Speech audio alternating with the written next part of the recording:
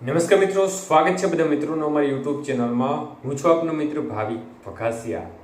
તો મિત્રો, ખાસ કરીને આ વિડીયોના માધ્યમથી આપણે વાત કરવાની છે હાલની સક્રિય સિસ્ટમોની સ્થિતિ શું છે, આવનારી 24 કલાકની અંદર કયા કયા જિલ્લાઓમાં હજી સારા વરસાદની શક્યતાઓ રહેલી છે। સંપૂર્ણ માહિતી જોઈએ તે પહેલા જે પણ મિત્રો નવા છે તે ચેનલને સબસ્ક્રાઇબ કરી લેજો। તો મિત્રો, ગઈકાલની આગાહી મુજબ ગુજરાત રિજિયનના અનેક વિસ્તારોમાં સારો એવો વરસાદી માહોલ જોવા મળ્યો હતો, જેમાં ઉત્તર ગુજરાતના ભાગોમાં પણ સારી વરસાદની ગતિવિધિ જોવા મળી હતી। ડીસા સહિત અનેક વિસ્તારમાં સારો વરસાદ પડ્યો હતો। દક્ષિણ ગુજરાતના ભાગોમાં વલસાડ સહિતના ભાગો છે તેમાં સારા વરસાદની ગતિવિધિ સુરત શહેરના ભાગોમાં પણ જોવા મળી હતી। સૌરાષ્ટ્રના ભાગોમાં ખાસ કરીને બોટાદ, ભાવનગર આજુબાજુ છૂટોછવાયો હળવો મધ્યમ વરસાદ જોવા મળ્યો હતો અને સૌરાષ્ટ્રના અન્ય ભાગો છે તેમાં વરસાદી ઝાપટા જોવા મળ્યા હતા।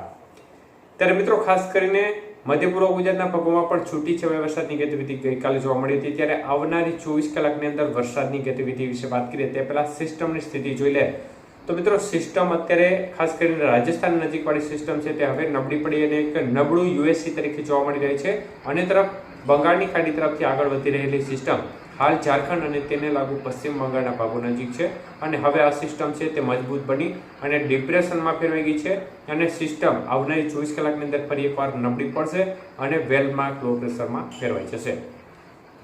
ત્યારે મિત્રો, અત્યારે મોડેલોની અપડેટમાં ઘણા મતાંતર જોવા મળી રહ્યા છે, કારણ કે અત્યારે સમગ્ર ગુજરાત ઉપર બંને મોડેલો જે પ્રમુખ મોડેલો છે તે ભેજ ખૂબ સારો એવો બતાવી રહ્યા છે, પરંતુ વરસાદની ગતિવિધિ તે મુજબ નથી।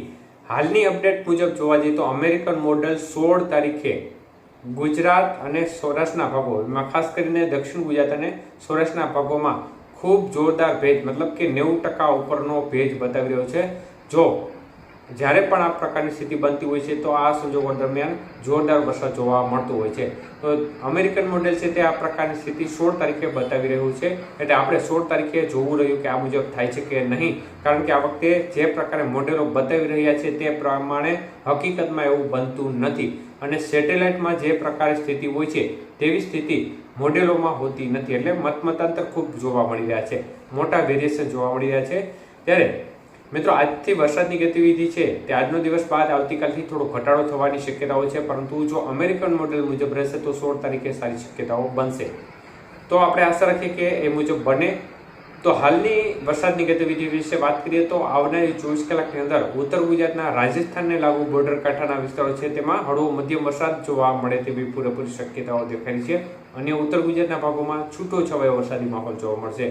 મધ્ય પૂર્વ ગુજરાતના ભાગોમાં પણ તે પ્રમાણે જ મધ્યપ્રદેશને લાગુ જે બોર્ડર કાંઠાના વિસ્તારો છે પૂર્વ ગુજરાતના, તેમાં વરસાદની ગતિવિધિ થોડી સારી એવી જોવા મળી શકે છે। અન્ય મધ્ય પૂર્વ ગુજરાતના ભાગોમાં છૂટીછવાયા વરસાદની ગતિવિધિ ખૂબ ઓછા વિસ્તારમાં જોવા મળશે, પરંતુ છૂટોછવાયો વરસાદી માહોલ ક્યાંક ક્યાંક જોવા મળી જાય। દક્ષિણ ગુજરાતના ભાગોમાં પણ આવનારી 24 કલાકની અંદર હળવા મધ્યમ વરસાદની ગતિવિધિ વધઘટ સાથે જે તમામ જિલ્લા છે તેમાં જોવા મળી શકે છે અને ખાસ કરીને અમુક સીમિત વિસ્તારો હોય જ્યાં ભારે વરસાદ પણ જોવા મળી જાય, પરંતુ એવા વિસ્તાર ખૂબ ઓછા હશે। મુખ્યત્વે મોટાભાગના વિસ્તારમાં હળવા મધ્યમ વરસાદ જોવા મળશે। સૌરાષ્ટ્રના ભાગોમાં પણ ખાસ કરીને અમરેલી, બોટાદ, ભાવનગર જિલ્લાના ભાગો છે, સુરેન્દ્રનગર જિલ્લાના ભાગો છે તેમાં છૂટોછવાયો વરસાદી માહોલ જોવા મળશે।